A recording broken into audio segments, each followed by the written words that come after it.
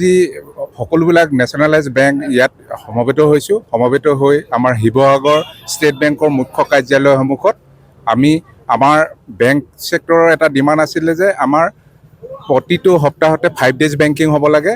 আমি এতিয়া second Saturday আৰু ফ'ৰ্থ ছেটাৰডেত আমাৰ বেংক বন্ধ থাকে। বাকী আমাৰ থাৰ্ড ছেটাৰডে আৰু ফাৰ্ষ্ট ছেটাৰডে আমাৰ কেতিয়াবা হয়তো 5টা শনিবাৰ যদি পৰে ফিফ্থ ছেটাৰডেও আমাৰ বেংক খোলা থাকে। তো এইটো আমাৰ 2015 চনৰ পৰা বেংকৰ এছ'চিয়েশ্যনৰ ডিমাণ্ড আছে যে আমাৰ 5 ডেজ বেংকিং হ'ব লাগে।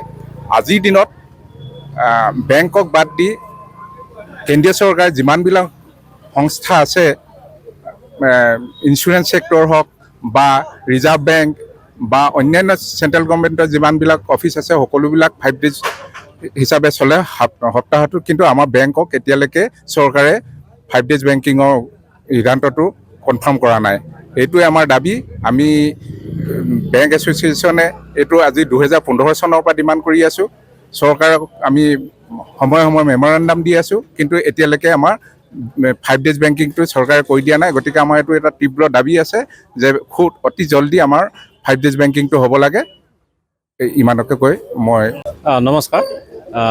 আমি ভাৰতীয় এজন বেংকাৰ হিচাপে, পাব্লিক ছেক্টৰ বেংকাৰ হিচাপে আমি কেতিয়াও নিবিচাৰোঁ যে আমি নিজৰ কৰ্মৰ পৰা অব্যাহত লৈ এনেকৈ ৰাজপথত বহিবলগীয়া হৈছে। কিন্তু আজি ৰাজপথত বহিবলগীয়া যে ষ্ট্ৰাইক হোৱাৰ আজি আমাৰ হ'ল অন্তিম এটা উপায়। ইয়াৰ আগতে আমি কি হয় 2015 চনৰ পৰা আমাৰ এটা দাবী উত্থাপন হৈ আহিছে যে আমাক প্ৰতিটো শনিবাৰে আমাক বন্ধ লাগে। কিন্তু 2015 চনৰ যিটো 10th বাইপাৰ্টাছ ছেটেলমেণ্ট, তাৰ জৰিয়তে আমি অল্টাৰনেট প্ৰতি শনিবাৰে আমি বন্ধ পালোঁ। আৰু সেই সময়তে আমাক ভাৰতীয় চৰকাৰে, গভৰ্ণমেণ্ট অফ ইণ্ডিয়াই আমাক এছুৰেঞ্চ দিছিল যে পৰৱৰ্তী পৰ্যায়ত আমাক বাকী থকা শনিবাৰকেইটাও বন্ধ দিব। কিন্তু দেখা গ'ল যে সময়ৰ কালক্ৰমত তেওঁলোকৰ দাবী কেতিয়াও নামানিলে।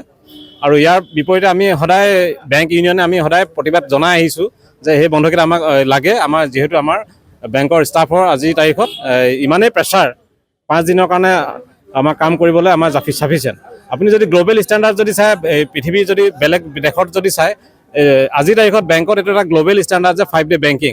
আপুনি প্ৰায় প্ৰতিখন উন্নয়ন দেশ বা উন্নয়নশীল দেশ, তেওঁলোকক যদি দেখা যায় যে প্ৰতিখন দেশে আপোনাৰ 5 ডে বেংকিঙে নিয়ম ফ'ল' কৰি আহিছে। আৰু তাৰ মৰ্মে আমাৰ যিটো 12 নম্বৰ যিটো আমাৰ বাইপাৰ্টাছ ছেটেলমেণ্ট, তাত তেওঁলোকে ইতিমধ্যে এগ্ৰী হৈছিলে ইণ্ডিয়ান বেংকিং এছ'চিয়েশ্যন, যে তেওঁলোকে আমাৰ যিটো দাবী, সেই দাবীটো আমাৰ ফাইনেন্স মিনিষ্টাৰলৈ প্ৰেৰণ কৰিছে। কিন্তু আজি যদি দেখা গৈছে যে প্ৰায় 800 দিন প্ৰায় উকলি গৈছে, তথাপিও তেওঁলোকে সেই দাবীৰ প্ৰতি কেতিয়াও কোনো সহমত প্ৰকাশ কৰা নাই বা পিঠি দি আহিছে। আৰু তাৰ বাবে আমি পৰ্যায়ক্ৰমে আমাৰ যি আন্দোলন কাৰ্যসূচী, তাৰে আমি আজি অন্তিম উপায় হিচাপে অনিচ্ছা সত্ত্বেও আমি আজি এই ধৰ্ণা কাৰ্যসূচীত বহিবলগীয়া হৈছে। ইতিমধ্যে আমি ভাৰত চৰকাৰৰ ফাইনেন্স মিনিষ্টাৰলৈ আমাৰ যি স্মাৰক পত্ৰ প্ৰতিটো বেংকৰ প্ৰতিটো শাখাই আমি প্ৰেৰণ কৰিছোঁ। আৰু আমি আশাবাদী যে ভাৰতৰ যি আমাৰ ফাইনেন্স মিনিষ্টাৰ, তেওঁলোকে আমাৰ দাবীসমূহ অনতিপলমে মানি ল'ব। ধন্যবাদ।